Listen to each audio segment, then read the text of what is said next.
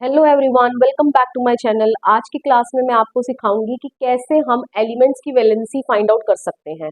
तो चलिए बढ़ने से पहले हम एटम के स्ट्रक्चर को समझ लेते हैं। हमें पता है सेंटर में क्या होता है, न्यूक्लियस। न्यूक्लियस के अंदर क्या प्रेजेंट होते हैं, प्रोटॉन।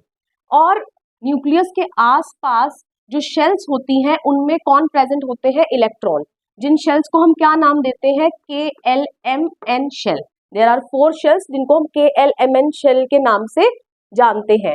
जो K शेल है वो अपने पास 2 इलेक्ट्रॉन रख सकती है।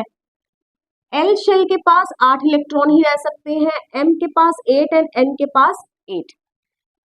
प्रोटॉन के ऊपर पॉजिटिव चार्ज होता है एंड इलेक्ट्रॉन के ऊपर, यहाँ इलेक्ट्रॉन रहते हैं इन शेल्स में, इनके ऊपर इलेक्ट्रॉन के पास नेगेटिव चार्ज होता है।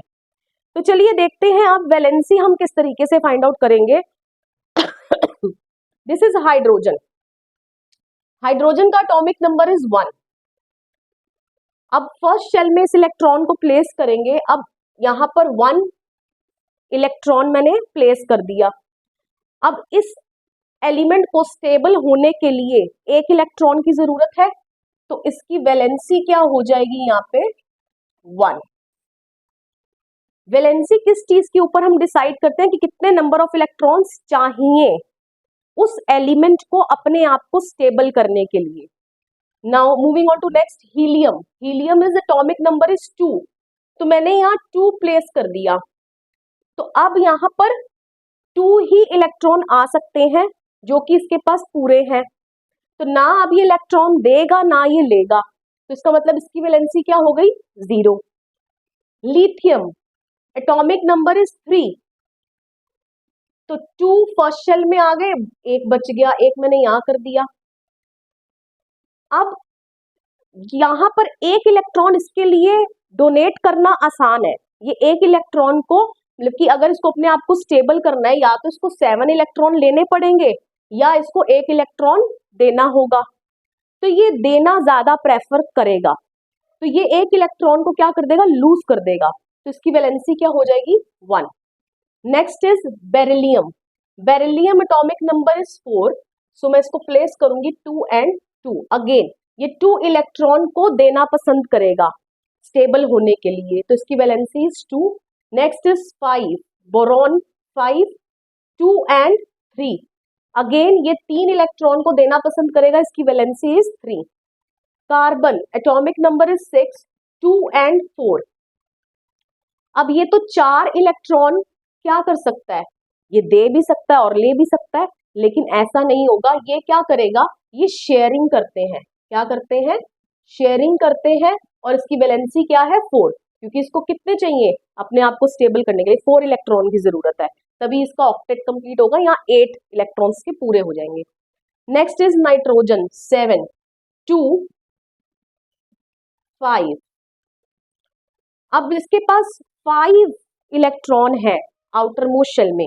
This is known as valence shell. जो आउटर मोस्ट शेल होती है उसको हम वैलेंस शेल भी बोलते हैं।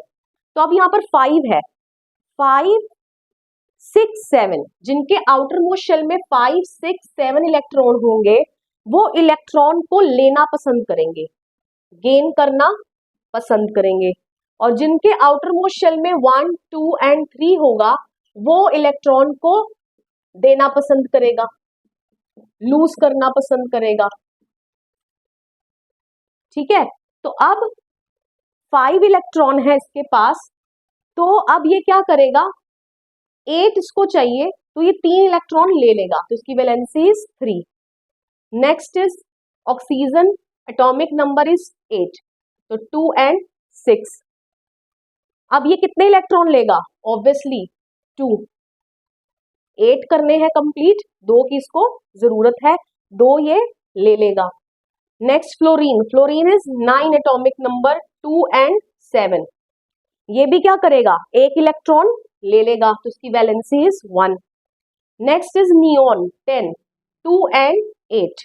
अब देखो इसका ऑक्टेट कंप्लीट है।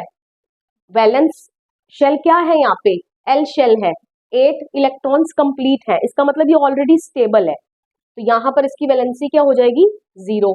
Next is sodium atomic number is 11, तो क्या हो जाएगा, 2 and 8, इस शेल में तो मैं 8 ही रख सकती हूँ, तो ये 10 हो गए। अब हम m शेल पर जंप कर गए तो m शेल में 1 इलेक्ट्रॉन आ गया, ठीक है।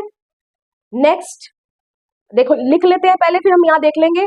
12, 2, 8 and 2, 13, 2, 8 and 3, 14, 2, 8 and 4, 15, 2, 8 and 5, 16, 2, 8 and 6, 17, 2, 8 and 7, 18, 2, 8 and 8, 19, 2, 8, 8। अब नेक्स्ट शेल पे जंप हो जाएगा n शेल पर, क्योंकि यहाँ 8 ही इलेक्ट्रॉन आ सकते हैं आउटर मोस्ट शेल पे, इसकी इनकी वैलेंस शेल है m शेल।